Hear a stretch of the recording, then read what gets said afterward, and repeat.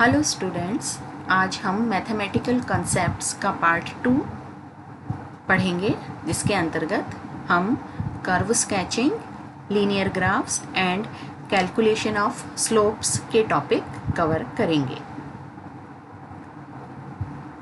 Students,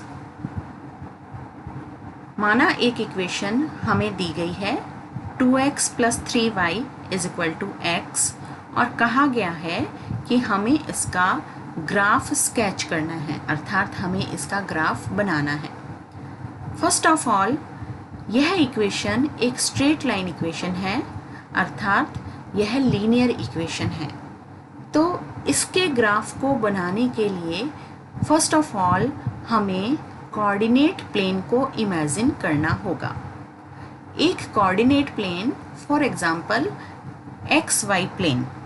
XY plane एक ऐसा plane होता है जिसमें X अक्ष तथा Y अक्ष एक दूसरे को परपेंडिकुलरली कट करती हैं बिंदु O पर, और इस पॉइंट O को हम ओरिजिन कहते हैं।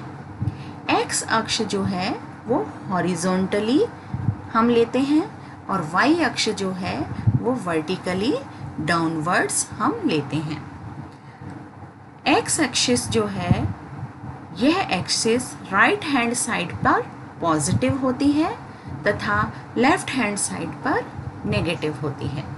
इसी तरह से वाई अक्ष वर्टिकली अपवर्ड्स यानी ऊपर की तरफ यह हमेशा पॉजिटिव होती है तथा वर्टिकली डाउनवर्ड्स यह हमेशा नेगेटिव होती है।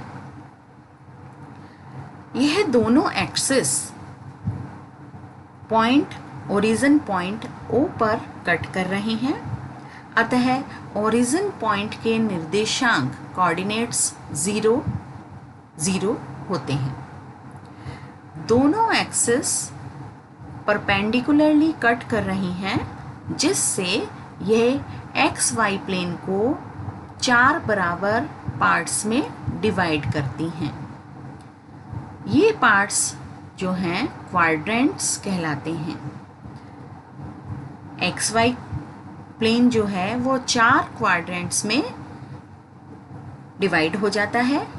Quadrant first, quadrant second, quadrant third and quadrant 4। XY axis का जो प्लेन होता है, XY प्लेन, ओरिजिन पॉइंट से एक निश्चित दूरी को हम रेफरेंस डिस्टेंस मानकर निश्चित अंतराल की दूरियों को हम इंगित कर देते हैं। 1, 2, 3, 4, 5, 6, 7, 8, 9, 10। इसी तरह से प्लस y डायरेक्शन में 1, 2, 3, 4, 5, 6, 7, 8, 9, 10। इसी तरह से माइनस x डायरेक्शन में -1 to 10, और इसी तरह से -y डायरेक्शन में -1 to 10 हम इसको इंगित कर देते हैं। मान लीजिए हमें 4 पॉइंट्स दिए गए हैं जिन्हें हमें इस XY प्लेन पर प्लॉट करने हैं। ये 4 पॉइंट हैं। पॉइंट A के कोऑर्डिनेट्स हैं, x कोऑर्डिनेट 3 है और y कोऑर्डिनेट -4 है। अर्थात हम इसको किस प्रकार से करेंगे फॉलो? हम x कोऑर्डिनेट को 0 से स्टार्ट करेंगे। 0 से 3 की डिस्टेंस यानी 3 तक हमने डिस्टेंस कवर कर ली, और y कोऑर्डिनेट है -4, तो हम -4 तक की डिस्टेंस को कवर कर लेंगे और यहाँ पहुँचेंगे, और हमने इस पॉइंट को A पॉइंट डिनोट कर दिया। इसी तरह से पॉइंट B को हमें डिनोट करना है। पॉइंट B के जो कोऑर्डिनेट्स हैं वो 5 और 6 हैं। x कोऑर्डिनेट 5, 0 से हम स्टार्ट करेंगे, ओरिजिन से स्टार्ट करेंगे, x = 5 तक हम बढ़ेंगे और फिर हम y की वैल्यू 6 तक हम कवर करेंगे, और यहाँ पहुँचकर हम इस पॉइंट को पॉइंट B लिख देंगे। नेक्स्ट पॉइंट C को हमें इंगित करना है। पॉइंट C है हमारा -4x और 5y, यानी हम 0 से -4 तक चलेंगे, -4 से y के लिए हम 5 तक चलेंगे और पॉइंट C को हम इंगित कर देंगे। इसी तरह से पॉइंट डी को हम इंगित करेंगे -7 वैल्यू x की और -5 वैल्यू y की, यानी 0 से हम स्टार्ट करेंगे और -7 तक पहुंचेंगे और -7 तक पहुंचने के बाद हम -5 तक पहुंचेंगे और D पॉइंट को हम अब ये जो पॉइंट्स हैं, डिफरेंट पॉइंट्स हैं, उनको मिलाकर एक स्ट्रेट लाइन खींच दी जाती है। ये जो स्ट्रेट लाइन है, इसके स्लोप को हम किस तरह से ज्ञात करें? स्लोप को ज्ञात करने के दो तरीके हैं। और स्लोप को किस तरह से ज्ञात करने हैं?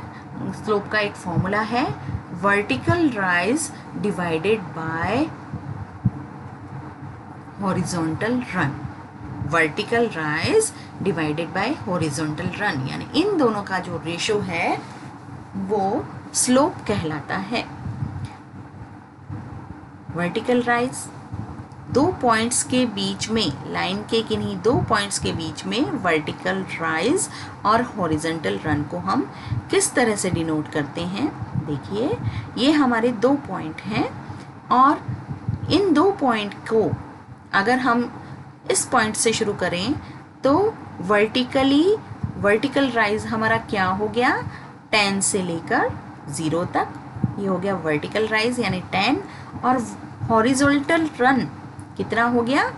ये हो गया 9 से लेकर 3 तक, यानी ये हो गया 6 -6, तो ये हो गया हॉरिजॉन्टल रन और वर्टिकल राइज हो गया -10।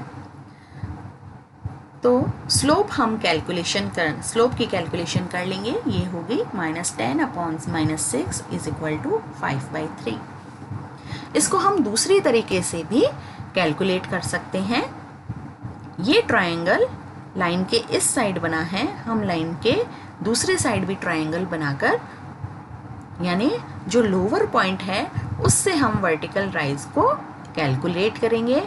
वर्टिकल राइज हो गया हमारा यहाँ से y एक्सिस के लिए +10 वर्टिकल राइज हो गया और हॉरिजॉन्टल रन हो गया हमारा +3 से लेकर +9 तक, यानी +6। तो ये हमारा स्लोप इस तरह से हम काउंट कर लेंगे और ये स्लोप हो जाएगा 5/3। इसका मीनिंग ये हुआ कि हम किसी भी तरह से किसी भी डायरेक्शन में हम स्लोप काउंट करें, स्लोप हमेशा सेम रहेगा। और इधर हमारी दोनों वैल्यूज़ माइनस में थी और उधर हमारी दोनों वैल्यूज़ प्लस में थी। ठीक है, अब नेक्स्ट हम ये जो स्लोप है इसको हम इस तरह से भी बता सकते हैं कि y डायरेक्शन में पॉइंट की वैल्यू, यानी y2 value minus y1 value, ये हो गया राइज y एक्सिस पर, और डिवाइडेड बाय हॉरिजॉन्टल एक्सिस पर रन, यानी x2 माइनस x1। ओके, तो इस तरह से हम स्लोप को कैलकुलेट कर सकते हैं। मान लीजिए हमें दो पॉइंट दिए हुए हैं। एक पॉइंट जो है उसमें x1 की वैल्यू है -4 एंड y1 की वैल्यू है 8। दूसरे पॉइंट पर x2 की वैल्यू है 10 और y2 की वैल्यू है -4। तो स्लोप निकालने का बहुत आसान तरीका है, slope is equal to rise upon run, यानी y2 minus y1 upon x2 minus x1। तो y2 हो गया -4 और y1 हो गया 8, तो -4 माइनस 8। x2 हो गया 10 और x1 हो गया -4, तो 10 माइनस -4, और इस तरह से हमने स्लोप की वैल्यू निकाल ली -6/7।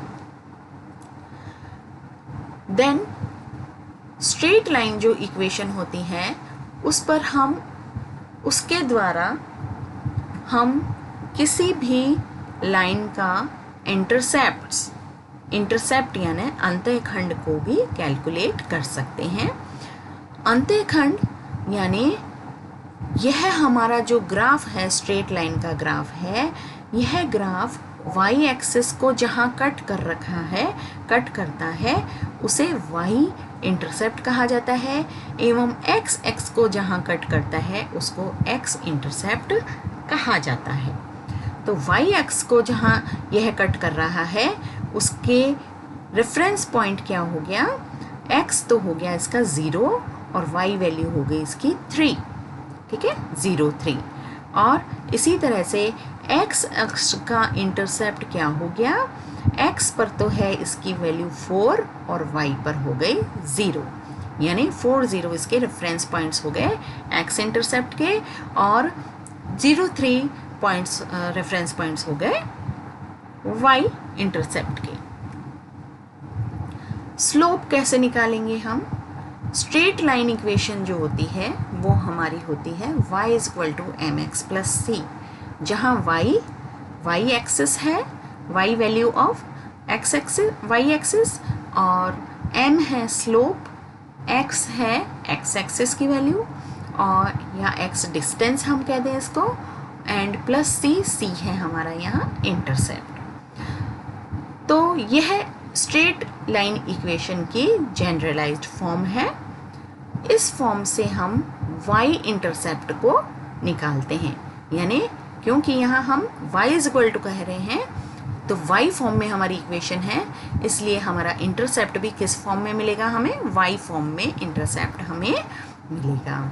ठीक है, तो y इंटरसेप्ट को हम किस तरह से ज्ञात कर सकते हैं, सर्वप्रथम फर्स्ट ऑफ ऑल तो हमें यह करना होगा कि किसी भी इक्वेशन को हमें इस तरह से अरेंज करना होगा कि वो y is equal to M x plus c की तरह हमें शो करे।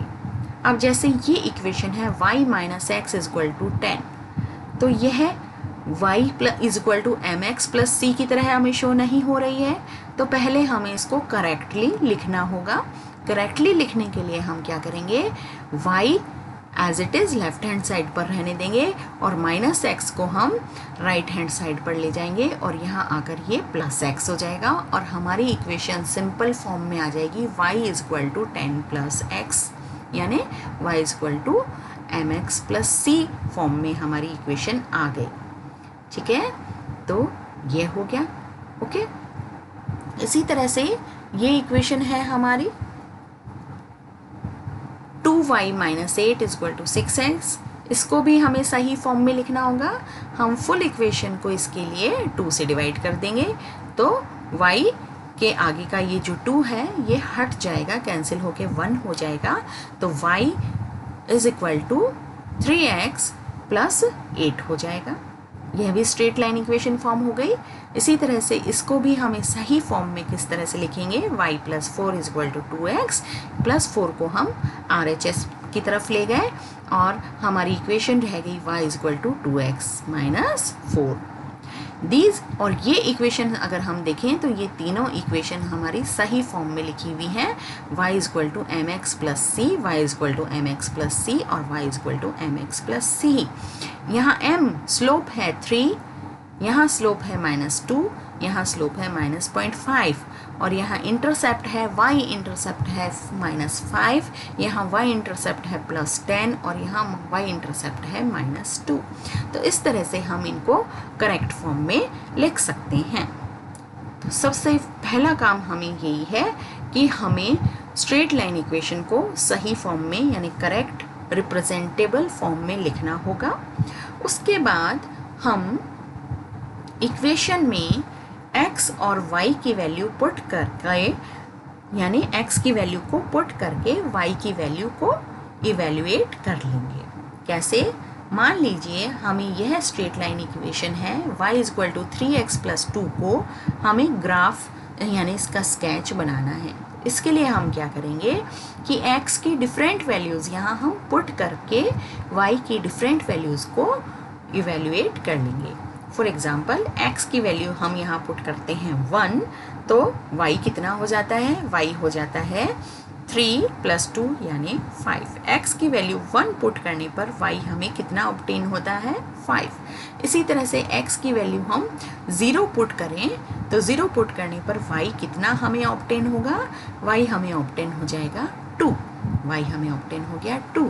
इसी तरह से हम अगर x की वैल्यू -2 पुट करते हैं तो y हमें ऑब्टेन हो जाता है -4। अब इस तरह से हमें 3 पॉइंट मिल गए हैं। 3 पॉइंट के कोऑर्डिनेट्स हैं -2, -4, 0, 2 एंड 1, 5। अब इन्हें हमें प्लॉट करना है। प्लॉट उसी तरह से कोऑर्डिनेट प्लेन में करना होगा। और ये हो गया फर्स्ट पॉइंट, ये हो गया -2, -4 का पॉइंट। सेकेंड पॉइंट हो गया ये हमारा 2, 0, 0, 2 का पॉइंट हो गया। और थर्ड पॉइंट हो गया हमारा 1, 5 का पॉइंट। इस तरह से हम स्ट्रेट लाइन इक्वेशन को ग्राफिकल फॉर्म में रिप्रेजेंट कर सकते हैं। अब यदि हमें इक्वेशन दी गई हो, स्ट्रेट लाइन इक्वेशन दी गई हो और उसके स्लोप और इंटरसेप्ट को हमें ग्राफ करना है, तो हम किस प्रोसेस से हम करेंगे? फर्स्ट ऑफ ऑल मान लीजिए यह इक्वेशन है हमारे पास y = 3x + 2। तो यहाँ इक्वेशन देखकर ही हमें पता चल रहा है mx + c। तो m की वैल्यू है 3, यानी m है यहाँ tan थीटा यानी स्लोप जो कि है 3, और c है यहाँ इंटरसेप्ट जो कि वैल्यू है 2। ठीक है, तो इसका मतलब ये हुआ कि 3/1 स्लोप या तो 3/1 होगा या -3/-1 होगा, यानी कि y2 - y1 x2 - x1। यानी फर्स्ट y2 - y1 का डिफरेंस 3 होगा और x2 - x1 का डिफरेंस 1 होगा और y इंटरसेप्ट हमारा 2 होगा। तो हमें क्या करना है कि हम 0, 2 को प्लॉट करेंगे, यानी x = 0 और y = 2 को प्लॉट कर लिया हमने। और फिर हमने y इंटरसेप्ट जो है उसमें हमारा राइज कितना हो गया, राइज हो गया हमारा 3 का, और रन कितना हो गया हमारा 1 का, यानी एक ट्रायंगल हमने यहाँ फाइंड आउट कर लिया। इस तरह से हम किसी भी स्ट्रेट लाइन की इक्वेशन के द्वारा उसके स्लोप और इंटरसेप्ट को जान सकते हैं। मान लीजिए 2 पॉइंट्स हमें दिए गए हैं 2, 5 एंड -2, -3। इनके लिए हमें इक्वेशन ऑफ लाइन ज्ञात करनी है। तो फर्स्ट ऑफ ऑल हमें पहले इनका स्लोप ज्ञात करना होगा। स्लोप को हमें इंटरसेप्ट जो हमारी स्ट्रेट लाइन इक्वेशन है उसमें रखना होगा। स्लोप रखने के बाद हमें x की वैल्यू पुट करके y की डिफरेंट वैल्यू प्राप्त करनी होगी। फिर हमें इस इक्वेशन को सॉल्व करना होगा और सॉल्व करने के बाद हमें y इंटरसेप्ट प्राप्त हो जाएगा। ठीक है, तो इस तरह से हम इस इक्वेशन से हम स्ट्रेट लाइन स्केच को बनाकर उस इक्वेशन का स्लोप और इंटरसेप्ट और इक्वेशन को हम ज्ञात कर लेंगे। इस तरह से यह लेक्चर यहीं समाप्त होता है। Thank you.